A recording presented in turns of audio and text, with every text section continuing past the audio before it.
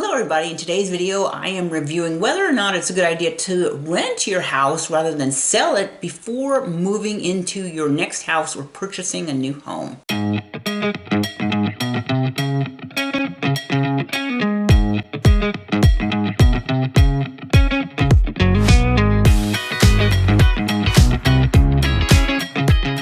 My name is Dawn Dickinson. The channel is Living in Northern Arizona, where I will teach you everything there is to know about living in the Northern Arizona towns. And I am an active real estate agent in the state of Arizona. So if you ever have a question about buying or selling a home, please reach out to me. My contact information is always in the description below and I will get back to you. Okay, so in today's video, a lot of people that are going to buy a new home are wondering, should I just keep my existing home and rent it out, use it as a rental or an investment property, or should I just sell it so I could take the equity in that house and move it to the down payment of the next one, or perhaps just buy the next house for cash? So in this video today, I found an article in a website I use sometimes called Keeping Current Matters, and it talks about the pros and cons of keeping your house as a rental versus selling it and rolling over the equity in that house to your next purchase. So in a recent survey by Zillow said that about 2/3 or about 66% of sellers thought about maybe they should rent the house instead of selling it before purchasing the next one. And before listing it, about 1/3 of those actually took it seriously and did a lot of research to determine whether or not, yes, I should rent the house, or no, let me just list this so I can be done with it and move on to the next house and have the extra money to put towards the down payment. So this article by Keeping Current Matters gives some of the pros and cons and things that you should consider before you make that decision whether or not you should become a landlord and rent out your current house or just sell it. The first question is your house a good fit for a rental? So there are some conditions that make it maybe not a great choice. Perhaps if you have a very large home, like a 5,000 square foot home, those are harder to find people who are interested in renting. Other thing is maybe a swimming pool might be a little bit dangerous because of the liability of child drownings, especially here in the state of Arizona where we have so many child drownings. Maybe that would make your house not a good fit. Is it in an area where, or a size where rentals are popular? I, for instance, have this condo here, and one of the things is it has this hideous, outdated 1985 kitchen, which I am about to remodel in a few weeks. Now, maybe you wouldn't want to remodel it, and maybe you would get slightly less for your rent, keeping it looking like 1985. But if you have to do a bunch of upgrades before you could get a renter inside, maybe that would dissuade you from renting a home. And again, this is a location where you have popular, a lot of work opportunities for renters and those kind of things. Could consider, is your house a good fit for a rental? Is it of popular size? Is it, a 3-bedroom, 2-bath home, or is it a condo or a townhouse? All those questions you might want to ask to determine if your house is a good fit to be a rental. Now, the second question, which I've actually had many clients say, oh, I'm just not ready to be a landlord. Are you ready for the realities of being a landlord? There are a lot of things that you're going to have to deal with. Like if anything goes wrong in your property, you're going to have to fix it. If the HVAC goes off, they may call you at 2:30 in the morning and say, I got no air conditioning and it's 115 outside, and you have to immediately respond and get the tenants some relief and get a technician out there to deal with it. So maybe you don't want to deal with that. You also have to screen tenants, find tenants. There are costs that go in addition to collecting the rent that you have to budget in, that type of stuff.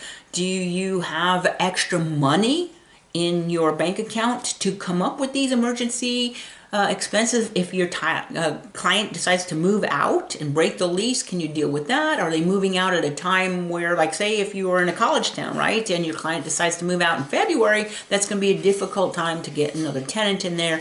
All these types of things that you have to consider. Now, and the other thing is costs that are involved. So you're going to be collecting a rent, and then maybe you have a mortgage, maybe you don't have a mortgage, but even without a mortgage, you have things to consider, like the repair costs we were talking about. If your HVAC goes out, or if a pipe goes out, or if your dryer breaks, you have to get somebody in there and repair it right away. Now, you may want to get a home warranty company on your rentals. Again, get a good home warranty company. I have had one that was so terrible that it took them a month to replace this dishwasher back here after fighting with them on the phone. So that's one thing to consider. If you have a good home warranty company, that might be a good way to cover repair costs on your rental. And also, they have a list of providers, so you're not going through the phone book looking for the best HV company to get out at 2 in the morning. So, but in addition to those costs, you got to remember, besides your mortgage, if you have one or not, you've got property taxes, you have homeowner's insurance that you have to pay, and your rent has to cover all that. You have the maintenance and repair that we talked about, finding a tenant, screening your tenant, running a background check on the tenant, those types of things. Vacancies, what if your property is vacant for 3 or 4 months? If you have a mortgage on that, that might be difficult during that time. So can you handle the vacancies? And then the management costs, I would always recommend hiring a property manager, but they're probably going to take maybe 10% of your rental income. That's just a ballpark. Again, it's going to depend on what state you're in and what community you're in, but I would just have a property manager deal with it personally. But some people don't want to have to pay that cost and they rather be more hands-on. But those are the kind of things that you're thinking of. Now, there is one more thing to worry about when it comes to renting out your property. Is there's always the risk that the tenant could do damage on their way out, and that you could lose money having to deal with something that they have broken, deliberately or not. If you leave and they're upset with you, they could vandalize something. So that's something to think about. Now, I'm going to give you my own personal experience. In the past, when I was younger, I always sold my house before moving it to the next property because I always thought you needed 20% down. Actually, I didn't think. I just felt that it was important to have the 20% down to eliminate the mortgage insurance. However, looking back, if I, throughout my life, had just taken every house I ever owned and converted it to a rental property, I would have 6 rental properties right now. At least 3 of those would be fully paid off, and I would have enough money coming in from the rental income, despite all of the costs that would be keeping or maintaining those properties.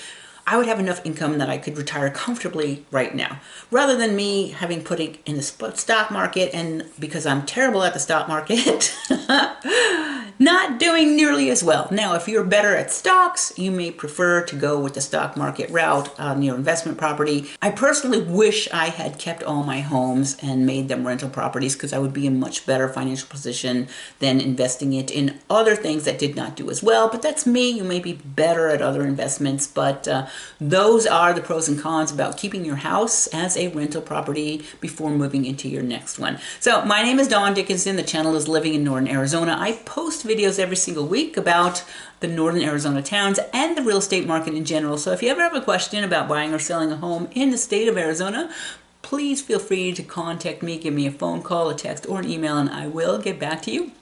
If you like this information, please do me a favor and hit the thumbs up, the like button, and consider subscribing to the channel, because I post videos every single week, and I hope to see you back here on the channel next week. Have a great week.